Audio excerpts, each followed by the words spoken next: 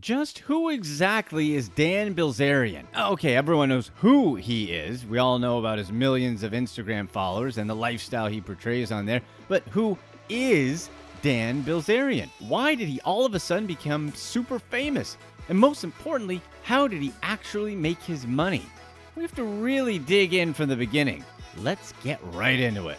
Dan was born on December 5th, 1980 to Paul Bilzerian and Terry Steffen. Let's face it, he grew up rich with rich parents in a giant 11-bedroom mansion in Tampa, Florida. Their house was so big that it has its own indoor basketball court, batting cage, and swimming pool. But where did all the wealth come from? His dad was a pretty famous businessman on Wall Street. Famous, not in a good way. Paul Bilzerian had made his money by doing his style of corporate raiding. What he would do typically is buy enough stock in a company to threaten to take it over, and then sell his stock at a profit to buyers resisting the takeover. Doing corporate raiding as your main way to make money means that you have to have some pretty thick skin, something Paul Bilzerian definitely seems to have. So Dan's already had it in his DNA to not really care about what other people think, right? Not according to his Instagram, but we'll get to that a bit later. Paul Bilzerian made tens of millions of dollars in the 80s from his corporate raids, but he didn't do all his business deals in an ethical way.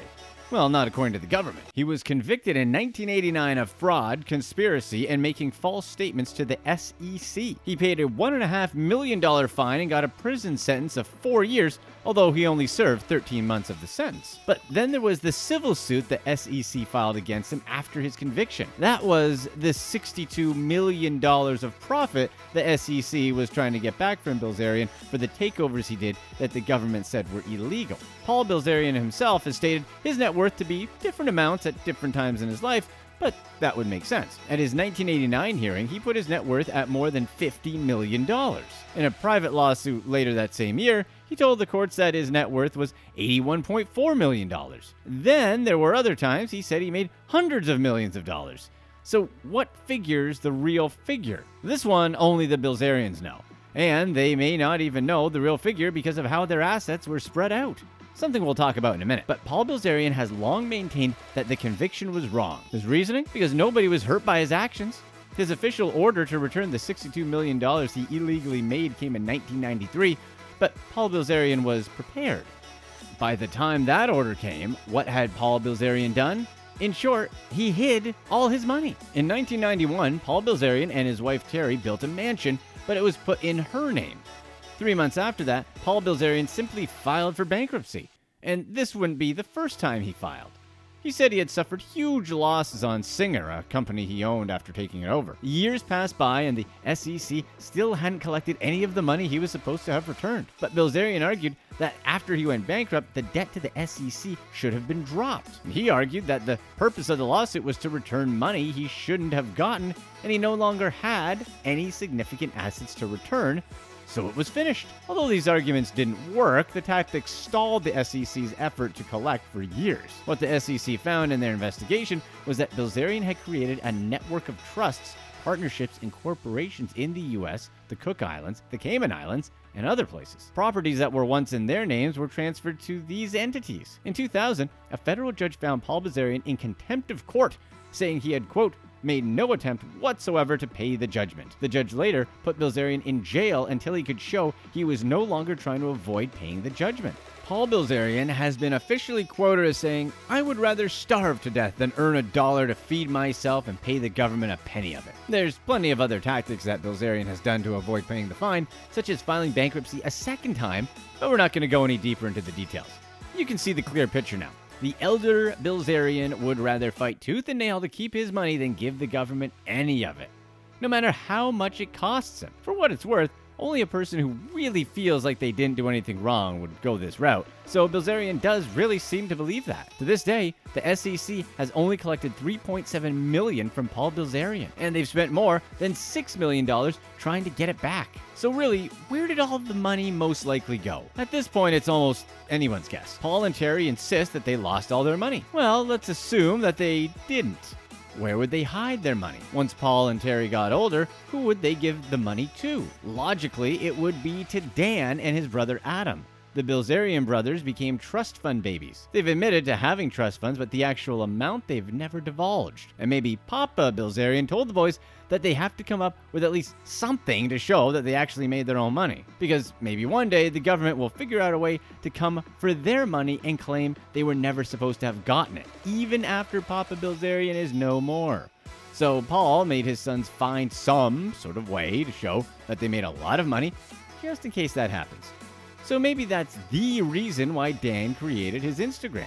The point of running the Instagram ads, paying the models to hang out with him, renting the large mansions, and living the life that a teenage boy would adore is so that he could eventually create a business off his exploding fame.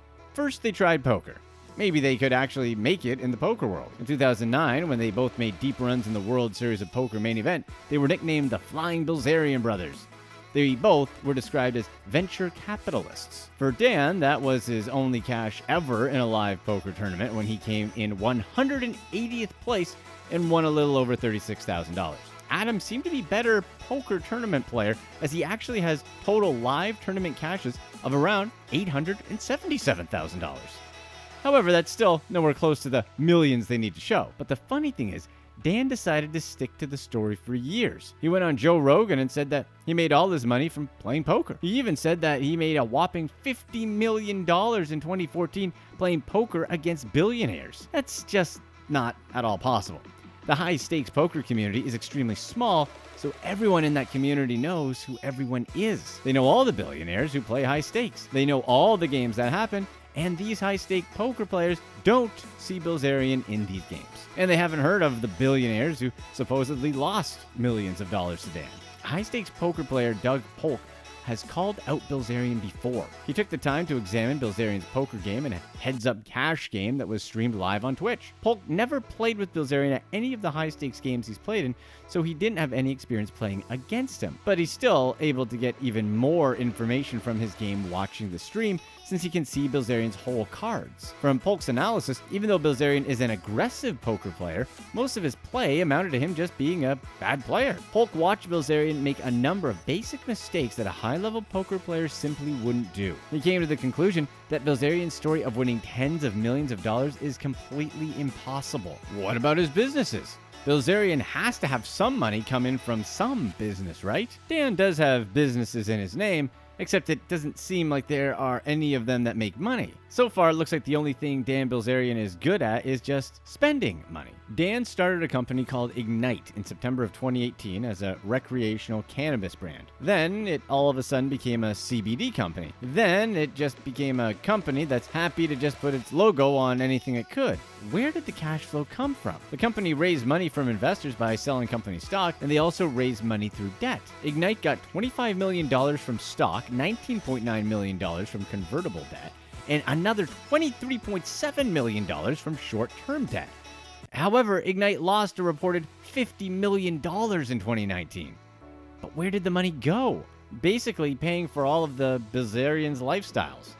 That, and to pay people that were acting like they were running a company with investor money. Ignite lost $43 million in 2019 on operational costs, which was made up of Bilzerian's personal expenses masquerading as marketing and promotion, the cost of leasing office spaces, and compensation for staff and executives. One example of a fake business expense was Dan Bilzerian's $2.4 million annual rent that showed up on the books. Red flags were first raised by the accountants doing the books in preparation for Ignite's annual report. They found plenty of suspicious charges on Bilzerian's credit card and written off his company expenses, such as a $500,000 yacht rental and $26,000 to boost Bilzerian's Instagram followers. Bilzerian expected the company to approve any of his expenses he submitted as legitimate business expenses. Curtis Hefferman was the former president of Ignite, and he claims in his lawsuit against Ignite that Bilzerian funded his lifestyle through the company. But Hefferman didn't want to participate in financial fraud.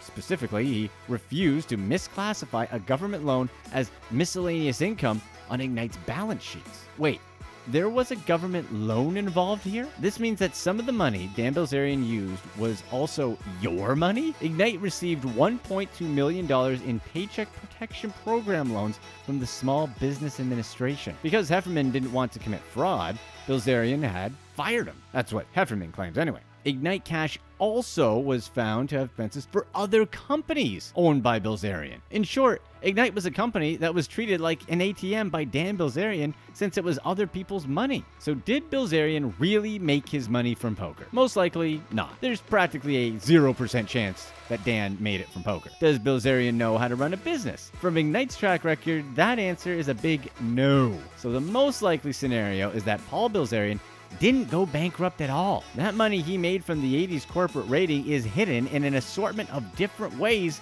and it's all left to Dan and Adam Bilzerian. The reason why Chinese women take the same photos. When it comes to Instagram, you'd better not believe your eyes. What looks like the last word in luxury might just be a carefully airbrushed illusion masterfully delivered through trickery, shared resources, and cold calculating strategy. Nobody in the world does this better than the husband-hunting social climbers of China's rich girl WeChat groups. Why are so many girls taking the same photos with the same poses at the same locations? Are these girls really actually rich? In China, as well as other parts of the world, cons are specifically targeted at celebrities. Celebrities sometimes carry on full relationships with people who aren't what they seem. With how easily it is to connect with celebrities on different social media platforms, they're more vulnerable now than ever. For Chinese women who want to live the luxe life, snagging a rich husband or celebrity is the easiest way to upgrade their life. It allows them to live in the lap of luxury. For many girls, playing elaborate tricks is simply the price of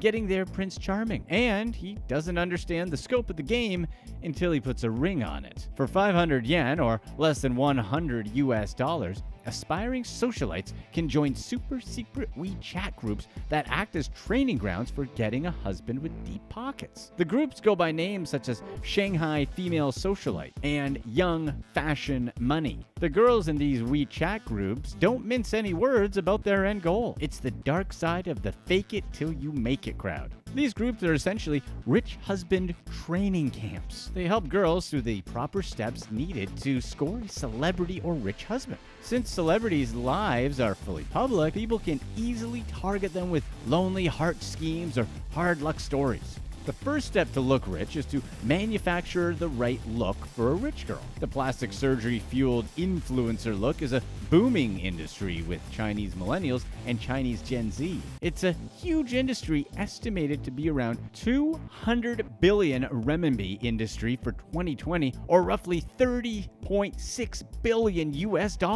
Forecasts see a 50% growth in the industry to $47.7 billion US by 2023. And of course, the vast majority who go under the knife are women. The influencer look is simple: large eyes, prominent nose, narrow jawline, and flawless wrinkle-free skin. Across China, the luminous, smiling influencers look almost exactly the same. The internet celebrity face is the uniform the girls need to start their journey to Instagram superstardom. Once prospective influencers have the right look, they have to get the pictures to let the world know that they have money. The girls stage Instagram posts stuffed full of glamorous places and luxury products. These things are essential tools to appearing like they're important people online. Obviously, heavy photoshopping is also done on the photos. In May of 2020, 2 Chinese influencers were caught doctoring photos to appear slimmer and more photogenic. Their throngs of fans felt betrayed and catfished, but this is only the tip of the iceberg. A lot of these girls are a gang of wannabe influencers fixed on perfecting the socialite con. While it might seem harmless to fake a jet-set lifestyle, they're actually anything but, because for a lot of these girls, it's to get rich husbands through smoke and mirrors. There are plenty of companies on Taobao, a WeChat e-commerce platform, that unabashedly help people to fake a lifestyle. They sell personalized voiceovers over videos of designer cars, mansions, epic tropical vacations, or big stacks of cash. 6 yen, or roughly $1, is all that someone needs to fake out anyone on their Instagram. The turnaround time is nearly instantaneous, and the industry is booming. Fake socialites have another option at their disposal as well: counterfeit geotagging. You can pretend to have it all, including whirlwind trips to Bali, Dubai, or other luxury places with fake geotags. But not everything can be faked. Sometimes you actually gotta show up. But how can these girls actually afford the expensive hotel rooms in the exotic places along with all the designer handbags? The answer lies in strategic sharing. Strategic sharing is vital, especially if you actually are not rich. Also, the girls do need to look rich on a date and match what any prospective husband has seen on her Instagram. One of the golden rules of the young fashion money crowd is always to rent and never buy. The girls rent just about anything from luxury cars to on-demand services. They do it just so they can take a few photos to post and also to have the right look to impress the rich target at the same time. The other golden rule is that sharing is caring. The girls that look rich aren't actually rich.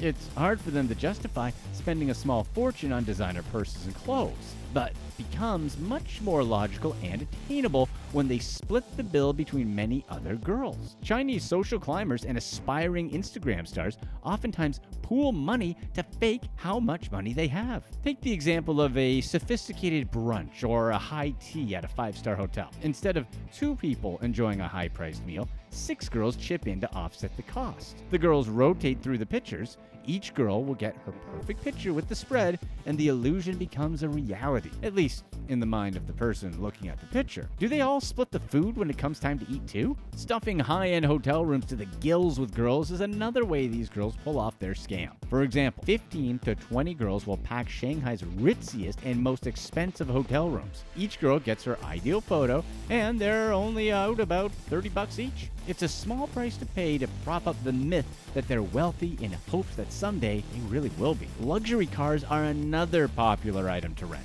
They make great backdrops for photos and are reasonably cheap if you split the cost between 60 girls. It's a better version of the old Taobao trick, but this time, instead of just a voiceover, you get to pose with a real car. The same goes for designer handbags and stockings. Instead of buying the expensive items, girls will rent and share them. There's somewhat of a strange honor system involved. They're fostered by a shared mission and sense of loyalty. After all, these clubs are relatively secretive and nobody will benefit from being outed as a fraud. Although this is great for the fake rich girls, it puts a massive strain on local businesses. They have to deal with dozens of girls sharing things that were never really meant to be shared. In August of 2020, a controversy erupted in the tabloids. The press revealed that Chinese superstars Wilbur Pan and Aaron Kwok were victims of a socialite con. Their wives were actually top graduates of a husband training camp run by a woman named Amy G. Photographs showed each woman sitting at an identical table, wearing the same clothes and eating the same bowl of fruit. Although G's photos were the only recent ones to surface, they're definitely not the only ones. As for duplicate images, as the old saying goes, if it ain't broke, don't fix it. She already knows that the photos got the job done for one girl, so why not have the same pose for another girl? The girls have to know how to pose and smile properly, so Xi had to give them the right instruction. Xi photos almost have their own look. She'll show the girls posing while ice skating, lying in a posh bed, or looking into the camera with identical ceramic smiles. Each photo is almost exactly the right balance between being sexy and approachable. The goal is for the girls to drip with sophistication and that she's not gold digging at all. Unlike the Taobao videos featuring huge stacks of money, Xi's looks actually don't scream wealth, but they do whisper it. The whisper is the siren call designed to lure in the rich men who think that they're dating women of a similar social class. These images dupe many men into thinking that their Cinderella is a high-class socialite, only to discover that it was a ruse all along after they put a ring on it. Although some people find deception on Instagram to be funny or frivolous, obviously lives are completely changed here. In fairness, these groups aren't just limited to China. The fake it till you make it crowd is a global phenomenon. These savvy wannabe influencers will employ every trick in the book to boost their image and become the next $1 million influencer. In the UK, influencers are turning to the allure of designer packaging to fake their wealth. It's known as the empty box phenomenon. Influencers will carry around empty bags and boxes from luxury brands such as Hermes and Prada to give the illusion that they shop there. This type of packaging is fantastic for photo shoots too, where what's in the box could be anyone's guess. old school Photoshop tricks still do the job. Influencers will Photoshop themselves away in exotic locations and five-star adventures. In a world where perception is reality, these influencers can get hundreds of followers by appearing glamorous, even if they're not. These days, virtually anyone can operate Photoshop and create dreamy backdrops and fake vacation pics. TikTok has its own version of humble bragging known as the Falling Stars Challenge or Flaunt Your Wealth Challenge. In this challenge, social media stars get photographed taking a tumble with the luxury contents of their bags spilling out all around them. Other versions of the Falling Stars Challenge include influencers tumbling off private jets or falling in posh restaurants. Although it's a lot less subtle than the carefully cultivated Instagram photos designed to lure husbands, the Falling Stars Challenge is another branch of the same tree. The Falling Stars Challenge is popular with China's perfectly groomed Instagram elite, as well as Russia's rising Instagram stars, who also made waves for posing on fake jets. In the US, there are specific penthouses dedicated for the Instagrammers to rent out in LA. Then there are the companies that rent out private jets that just stay on the ground so pictures can be taken. Private jets are a goldmine for wannabe influencers who want to look rich. These companies will rent out private jets by the hour for less than $100. They'll allow up to 9 people to take private photographs. Is your favorite influencer taking private jets everywhere? Maybe, maybe not. Okay, most likely not. Although renting a jet for an afternoon photo shoot might seem harmless, it's still rooted in deceit. While the end goal might not be to snag a rich husband, the trickery and illusion are still there. Is this the main reason why Dan Bilzerian fakes his lifestyle? Find out in this video. The Instagram trend of smoke and mirrors is a global phenomenon that doesn't seem to be going anywhere anytime soon. No doubt the countless fake rich Chinese women will get more sophisticated in their cons. They'll still do whatever it takes to land a celebrity husband so they can completely change their life. There's no doubt that newer, glossier sleight of hand will be coming soon in the ever-evolving make-believe place that's called the internet. Here are some of the most ridiculous pastors around the world. Number 9. Kenneth Copeland. Prosperity pastors are some of the most popular TV preachers in the country. They pack their mega churches each week and take in millions every year. They urge their faithful followers to donate generously, and in return, the Lord will bring them prosperity. Well, there's no denying some people have prospered handsomely. The pastors themselves. They live like rock stars with huge mansions, private jets, and fancy cars. Their lifestyles are so lavish, some of them have been investigated by the U.S. Senate. One of them is the prosperity preacher Kenneth Copeland, who's been preaching for over 40 years. And after 40 years of preaching to thousands of people who donate to the church, he's able to afford his lifestyle. Copeland lives in a $6 million, 18,000 square foot home on the outskirts of Fort Worth, Texas. The home comes equipped with water views and a boathouse too. And because Copeland is an avid pilot, and he also owns a Cessna Citation jet, it's the fastest private jet money can buy. He said he needed it to better serve the Lord, and he actually proudly did a flyby for his followers after the church bought it. But that's not the only plane used by his church, as there's actually a fleet of planes registered to the church. And you won't catch him waiting in line at the airport, because he's got his own. The Kenneth Copeland Airport is located right next to his mansion.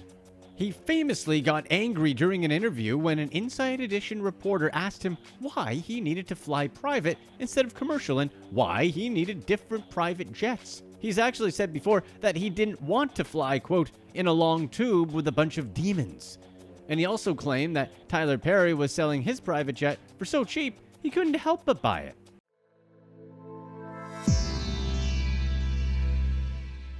Number 8. Creflo Dollar. Creflo Dollar is the senior pastor and founder of the famous World Changers non-denominational church headquartered in Fulton, Georgia. His ministry was first started at a cafeteria in 1986 with only 8 people. In that meeting, Creflo raised $100 from the people that showed up.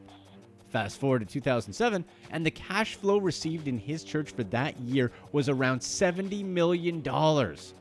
His congregation had grown to over 30,000 active members by then. His church auditorium, named the World Dome, was built and paid with $18 million in cash. With all that money coming into the church, Dollar doesn't lead a simple lifestyle. He loves his material possessions, and he has the same message to parishioners that God does not want you to be poor. Dollar's church centers around the controversial teachings of prosperity theology. Dollar was also under investigation, just like Kenneth Copeland, for using his church as a tax shelter to fund extravagant lifestyles. The government really needs an audit to figure that out. Dollar owns Rolls-Royces, a private jet, and high-end real estate. When he was asked to explain his private jet, he said, quote, "In order for me to do what I have been called to do, the airlines, they don't fly my schedule." Number 7. Joel and Victoria Osteen. Joel Osteen is known for his big smile and positive preaching. And, oh yeah, having a ton of money. Since becoming the head of Houston's Lakewood Church, Osteen has grown the church's membership to more than 40,000 people. But it's not his preaching alone that's responsible for his fame. Joel Osteen is also a best-selling author and popular motivational speaker together with his wife Victoria. Osteen met his wife at a jewelry store, and their first date was at the church where they now both preach. In 2017, his reported net worth was somewhere between $40 to $60 million. As a senior pastor, Osteen says he draws no salary from the church, which has an annual budget of $70 million. Instead, he says he fully relies on income from his book sales. The Osteens live in a $10.5 million home that has 6 bedrooms, 6 bathrooms, 3 elevators, 5 fireplaces, a guest house, and a pool house. Of course, he also owns Ferraris and Rolls-Royces. Osteen is another prosperity preacher who claims that people shouldn't feel guilty for possessing lots of material wealth. Instead, all a person needs to do is thank and praise God for the acquired wealth. Number 6. Ed Young. Pastor Ed Young is famous for his quote, "God gave me a Ferrari because I am a Ferrari." He said this right after he literally drove up to the pulpit in a Ferrari. Someone gave him a Ferrari, he decided to drive it up onto the church stage. He also went viral after he tweeted that he got the Ferrari as a gift. Apparently, Young was using the Ferrari as part of a sermon illustration for his series titled RPM, Relationships, Passion, Marriage. He's also been seen behind the wheel of a Rolls-Royce, which also was used as a prop when he went on stage for another sermon. The Rolls-Royce was used as a way of telling the congregation that they're a Rolls-Royce because they're made in the image of God. Young is trying to relay the message that God has given everyone a Rolls-Royce or a Ferrari, and that many people aren't driving their cars correctly. According to him, many people are cars that are driving off the road. Doesn't it seem like it's just an excuse for him to drive fancy cars? How do you feel about pastors and exotic cars? Let us know in the comments. Number 5. William H. Curtis. Pastor Dr. William H. Curtis is another pastor who's well known for his luxurious taste in cars. Curtis parked his Bentley Bentayga at his church in Pittsburgh, Pennsylvania, and it caught the attention of a parishioner who accused him of scamming the community. A photo of Curtis's black Bentley was uploaded with the caption, "If your pastor is driving a Bentley truck, he's sucking your community dry with hope and tithes." How does owning a Bentley that cost over $200,000 contribute to the community in any way? And also to what a pastor preaches is something that many people have asked. The Bentley SUV costs nearly twice as much as the median home in the church's neighborhood of Laramie, one of the poorest neighborhoods in Pittsburgh. Number 4. Vyacheslav Baskakov. Russian Orthodox priest Vyacheslav Baskakov has been called out for his Instagram posts flaunting extravagant items from Gucci and Louis Vuitton. Is it actually wrong for a priest to be into fashion? No, but not when it's just for showing off. He posted pics on his Instagram that showed off luxury items such as Gucci slippers and loafers, as well as Louis Vuitton handbags and luggage worth thousands of dollars. He deleted the photos after they began to draw attention.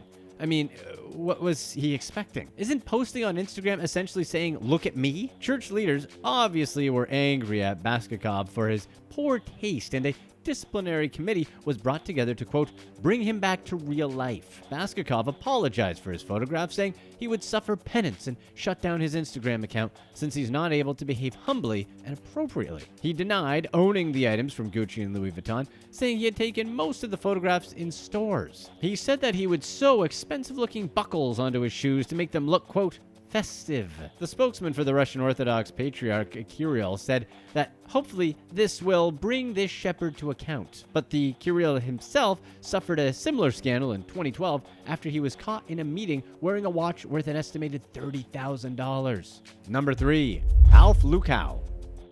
Alf Lukau is an extremely popular pastor in South Africa. He has a big following because, according to some of his parishioners, he has the ability to heal any kind of illness. That, and he's able to resurrect people while having a lifestyle like a rapper. Lukau is known for his extravagant lifestyle with cars ranging from Bentleys to Rolls Royces. Lukau started his ministry in February of 2002 in Johannesburg, South Africa. Alf Lukau is the general overseer of Alleluia Ministries International, and he's supposedly worth $1 billion. This is the same guy who preaches to his parishioners to tithe at least 10%, no matter the income level. Before he arrives for church, police officers lead a convoy on a traffic-free road. Thousands of people are lined up on the street waiting to hear Lukau speak. Lukau goes to church in a presidential-style convoy. He'll show up from inside a Rolls Royce with another 10 cars riding behind.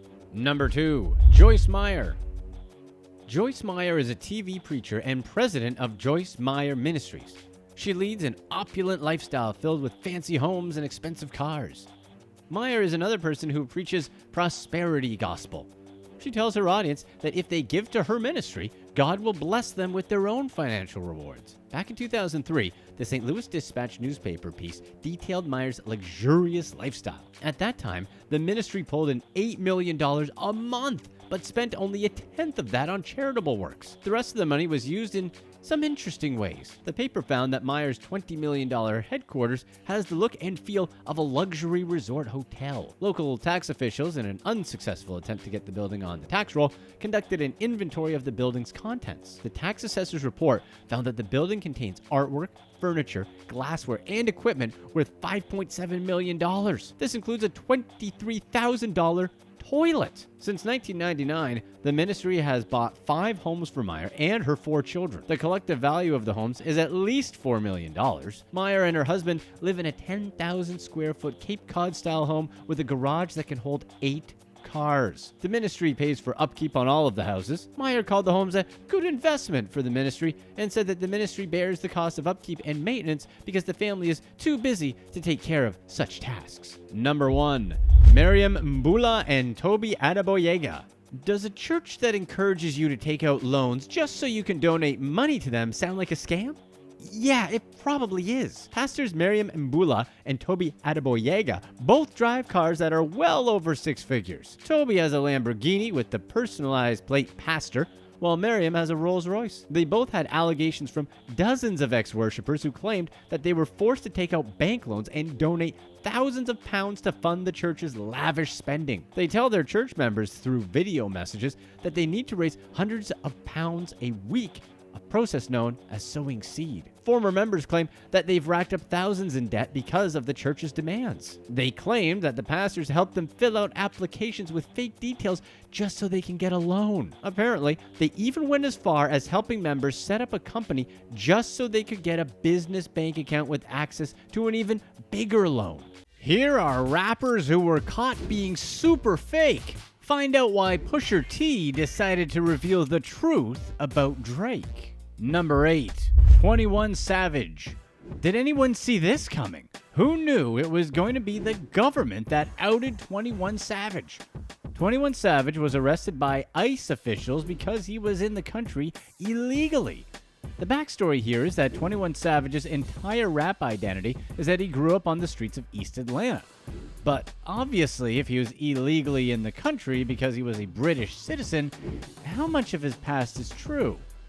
His music had become synonymous with East Atlanta, but he wasn't born in Atlanta or in Georgia, much less even in the US. But the real questions are, what does being from a city even mean?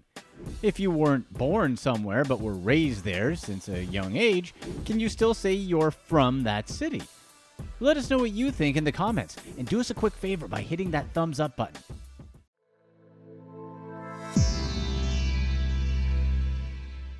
When this news came out during the Super Bowl in 2019, his fans were super confused.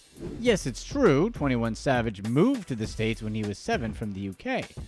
During an interview with Good Morning America, he said he wasn't hiding where he was born, but he wasn't vocal about it exactly because of his current visa situation. We're just wondering, why didn't he just take care of it? Number 7. Migos. Rapper trio Migos were revealed by Gucci Mane to be wearing fake jewelry back in the day before things really took off for them. In his autobiography, simply called The Autobiography of Gucci Mane, he wrote that the first thing he noticed about Migos was that they had on a bunch of fake jewelry. So he took gold necklaces he was wearing at the time and gave one to each of them. That was his pitch for Migos to be on his label. And after Migos left, young Scooter, another rapper who was in the studio at the time, pointed out something in the trash can that he thought Gucci needed to see. Apparently, on their way out of the studios, Migos had tossed their fake chains in the trash can since they just got gifted real ones. Gucci Mane also told his story on Instagram, although in kind of a nice way. Obviously, Migos refuted it and they weren't too happy about it. Number 6. Ugly God. This isn't really about getting exposed, but more about just telling the truth. Rapper Ugly God went on an interview with Vlad and admitted that the chains and the watches he wore are fake. Because why not? The chains are good fakes according to him. There's the bad fake jewelry and there's the good fake jewelry. And Ugly God is wearing the good fake jewelry. He's the type of rapper who's not wearing jewelry to say how much money he's got, but definitely just rocking chains for the look. And it's true.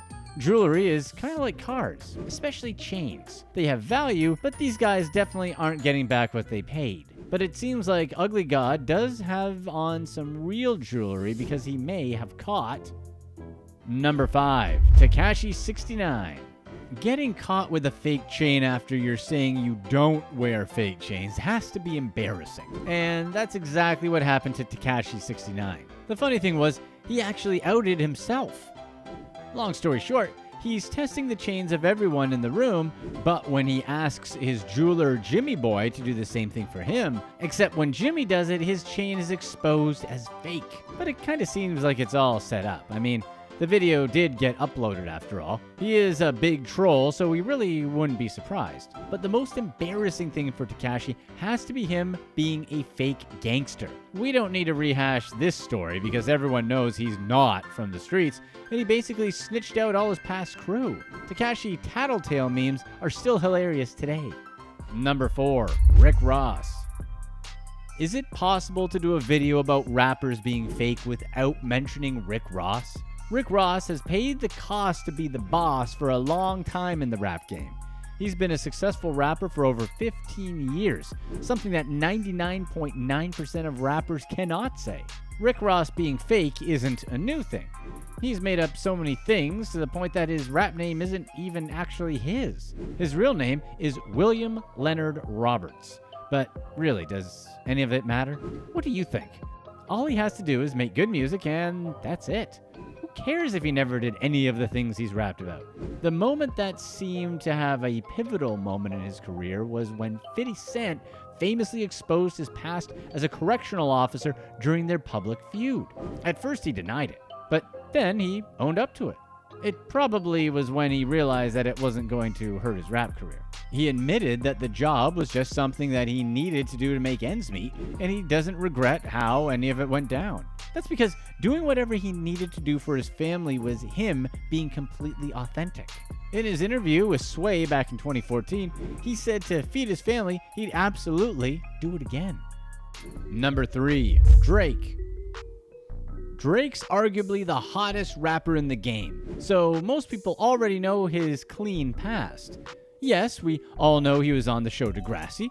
He did not grow up in the hood, but that still didn't take away the bombshell that was dropped by Pusha T, that Drake had a secret son. The background story that culminated in Drake having an unknown son is intriguing. It started way back 15 years ago when Pusha T released a song with Birdman of Cash Money Records called What Happened to That Boy? Allegedly, Chad Hugo and Pharrell were never paid for their production work on the track, so Pharrell never worked with another Cash Money Records artist again. This move by Birdman is kind of the same move he pulled when he went broke and couldn't make the payments on his mansion. Find out more about that story here. Anyways, a few years later, Cash Money artist Lil Wayne started adopting the skater look that Pharrell had been rocking for years. Pharrell had his own brand Billionaire Boys Club, and Lil Wayne asked for some of the clothes, only to get refused. So Clips, who Pusha was a part of, made a song called Mr. Me Too that was directed completely at Lil Wayne for copying their entire style when he started wearing Bape hoodies. To make a long story really short, Drake is part of Cash Money, and Pusha T has been Team Pharrell and Chad Hugo since day one. They went back and forth trading diss tracks, and it gets more and more heated each track. All the way until Pusha T just basically ends the entire beef by getting a little too real talking about Drake's son. And it's understandable why rappers need to show that they keep it real, and this is what Number 2, Soulja Boy tried to do. Soulja Boy decided to go to Compton to show how the guys from around there loved him, all while recording on Instagram Live. Well, let's just say things didn't go the way he wanted it to. Those guys that he was trying to be friends with ended up stealing his iPhone and maybe, or maybe not, beat him up. Who knows? Then there was the time Soulja Boy was caught wearing a fake watch. Fake Watch Busta from Instagram outed Soulja Boy's fake AP on his page several times. Apparently, Soulja Boy's fake watch was a bad fake. Audemars and the battery on it ran out. So it showed the same time in all the pictures Soulja Boy posted. It was 10:25 all day, every day for Soulja Boy. There was also the time he posted fake money on Instagram. It looks like stacks of hundreds, right? But then someone commented that it looked just like stacks of paper, each with a $100 bill on top. And that's kind of what it looks like to us. What do you think? The funny thing was that Soulja Boy went on to double down and post a Vine of himself with the same stacks of suspect bills. However, he deleted both posts once he realized people just weren't convinced. And now we get to Number 1, Bow Wow. The king of being fake. Is there anyone that's faker than this guy? I mean, there was a challenge to be fake named after him. That started because he posted a picture on his Instagram of a private jet like he was going on it back in 2017. The problem was someone caught him flying economy on the same day he was supposed to be flying private. Plus, the funny thing is, the photo that he used was a stock photo. There was also the time he tweeted that he had the chance to watch the Atlanta Falcons play from a private suite, but he was too tired from filming. The problem was that it was the Falcons' bye week. For all you international viewers, that means it's the week the team does not play. And it doesn't stop there. There was that time when penny stock scam investor Timothy Sykes called him out for passing off his cash as his own. After Sykes called him out for posting his cash, he then plugged his scammy investment courses. Then it kinda just devolved. Bow Wow then said he had on a fake AP while showing off his own real AP, and then Sykes explained that, never mind. I think we can all just agree that both of these guys have a lot to work on. Here are people who aren't who they say they are. Number 9, MILLI VANILLI. Any 80s babies up in here? I know you guys can remember MILLI VANILLI, the German R&B duo of Fob Morvan and Rob Pilatus. They won the Grammy for Best New Artist way back in 1990, along with other awards as well. If you don't know, MILLI VANILLI was wildly successful and huge in the late 80s and early 90s. They sold millions of records those years, and they appeared to be on their way to becoming legends. They topped Billboard charts and had 6 platinum singles. The first signs of a big lie were brought up by Beth McCarthy Miller, then an executive with MTV.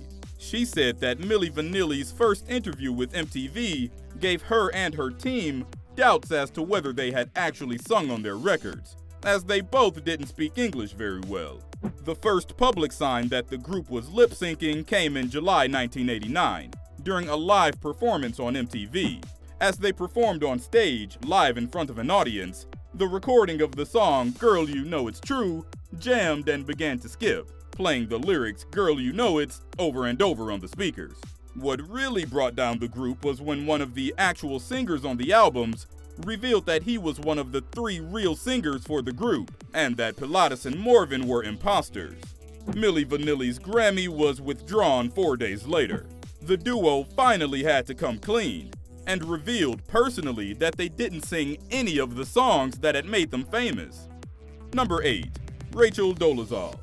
For years, Rachel Dolezal led the life of a black woman. Her friends believed she was a black woman with a passion for African American issues. She was president of her local NAACP chapter and a university instructor in African American studies. However, her parents outed who she really was. Estranged from their daughter, her parents came forward in June 2015, exposing the truth. The story quickly became an international sensation. However, the story gets even weirder. 2 months later, Dolezal decided to start another scheme. From August 2015 until November 2017, Dolezal received nearly $8,850 in public assistance from Washington State. Prosecutors charged Dolezal, who legally changed her name in 2016 to Nkechi Amare Diallo, with felonies of theft by welfare fraud, perjury, and falsifying records for public assistance.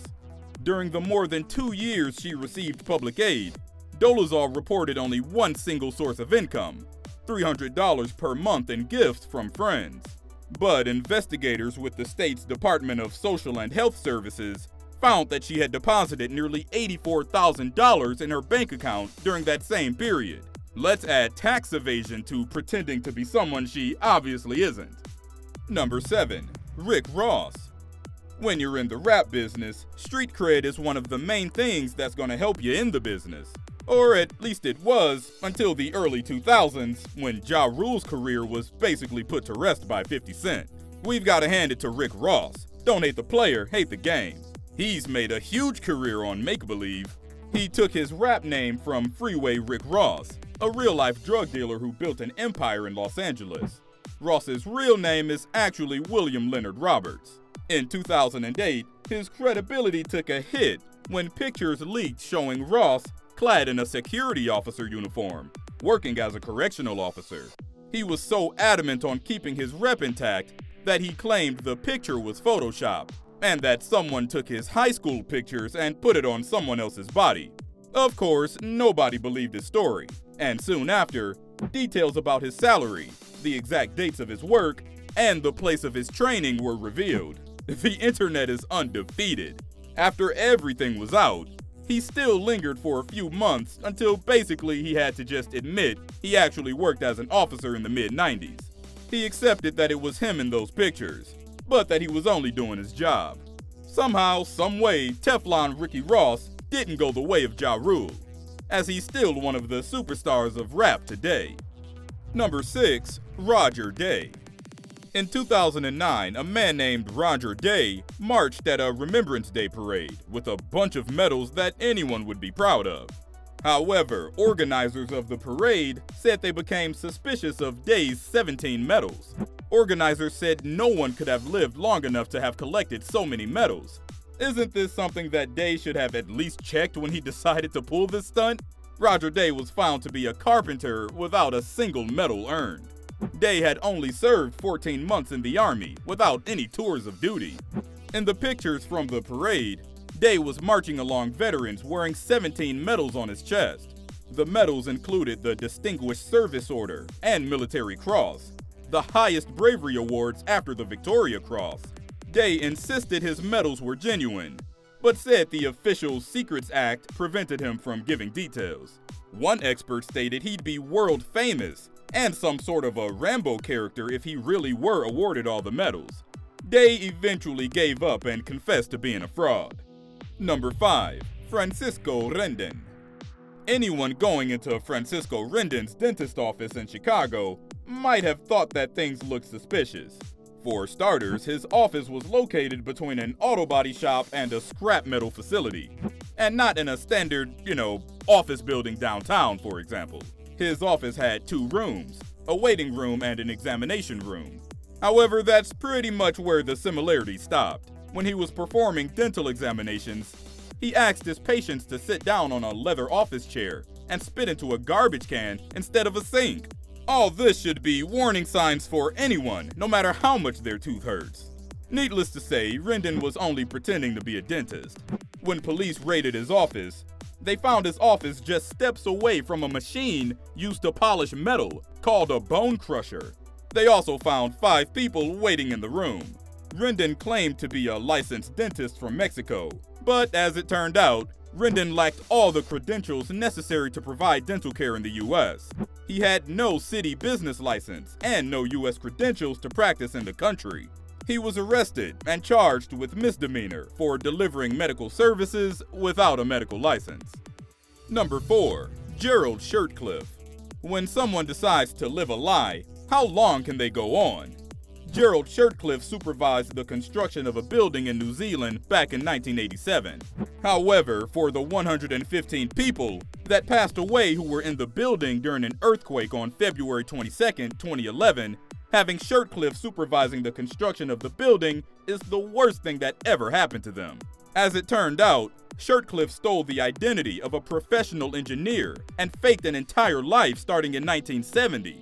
SHIRTCLIFF took on the identity of English engineer William Anthony Fisher, someone whom he worked with in South Africa in 1968 and 1969. SHIRTCLIFF took all of Fisher's identity, including his birthplace, birth date, and his Bachelor of Engineering degree from the University of Sheffield. Because, why not? SHIRTCLIFF lived in Australia as William Fisher for more than 25 years. SHIRTCLIFF even used the Fisher's bachelor's degree to get into a master's program in 1971. And in 1972, he used Fisher's name to become a member of the Australian Institute of Engineers. He was awarded a Master of Engineering Science in Highway Engineering in April 1974. Who even knows if he didn't just cheat his entire way through grad school? The real Will Fisher, now retired and living in England, said he had no clue about the theft of his identity. Number 3. Ronald MELLY. Is there any profession that's worse to fake than a surgeon? Being a fake surgeon has to take the cake. Pretending to be a pilot means that that person suffers the consequences as well. Cutting someone open having no clue what to do, could there be something worse? A fake doctor in Kenya was finally busted for being a fake surgeon, but only after he managed to perform 9 surgeries on unsuspecting patients. Ronald MELLY worked for years at a local hospital in Kenya, without anyone noticing that he wasn't a real doctor. He operated on 9 different people, with 8 recovering just fine, while only 1 person died during surgery. The county health chief officer explained that the patient who died was pregnant, but very critical, noting that the team managed to save the baby. The fake surgeon was revealed after a report from the Ministry of Health was published, listing his qualifications, or really the absolute lack thereof. The report, which came as a surprise to the general public, listed all of the people MELLY had operated on. But this wasn't the craziest thing. The Health Committee of Kenya actually backed him up and encouraged the government to train him as an MD because he showed that he really wanted to be a doctor. Okay. Number 2. Bill Nye the Science Guy. If you were a kid in the 90s, then you probably got your periodic dose of science through TV's super famous show, Bill Nye the Science Guy. Known for its quirky humor and rapid-fire MTV-style pacing, the show won critical acclaim and was nominated for 23 Emmy Awards, winning 19 of them. However, surprisingly though, Bill Nye isn't actually a scientist. Yep, just like many scenes in reality TV, the title Bill Nye the Science Guy is really just a facade. You guys know how Bill Nye got his stage name? While performing on a sketch comedy television show in Seattle called Almost Live, through the 1980s, Bill Nye cultivated a science-explaining TV persona. He got his stage name when he corrected another host, John Keister, on his pronunciation of the word gigawatt. And when Keister responded, "Who do you think you are, Bill Nye the Science Guy?" that's when the name stuck. Yeah, I'm sure millennials everywhere are devastated over this, but Bill Nye isn't a science guy, but rather a mechanical engineer, as he received his degree from Cornell and worked at Boeing after school. After his incredible TV success, Nye continued working in the science field, becoming CEO of the Planetary Society and writing several best-selling books on science. The biggest problem is he doesn't have any formal education in any of these areas. Bill Nye never actually graduated with a degree in the sciences. In 2017, a new show premiered on Netflix featuring Bill Nye, called Bill Nye Tackles the World. Let's just say it didn't go over so well. It was weird in the way that he was trying way too hard to resonate with millennials. While he does call himself a science communicator when he gets called out, it's fine when he's doing it for entertainment on a TV show. But he's skating the line when he's somehow being selected to represent real scientists who do real work at commencement speeches and just happily does so without a second thought. Number 1. Brian Williams. Even in this era of fake news, it's a bit unprecedented for reporters to just completely lie. Reporters have been known to spice up their stories a little, or maybe cut and snip segments to push whatever narrative they're trying to push.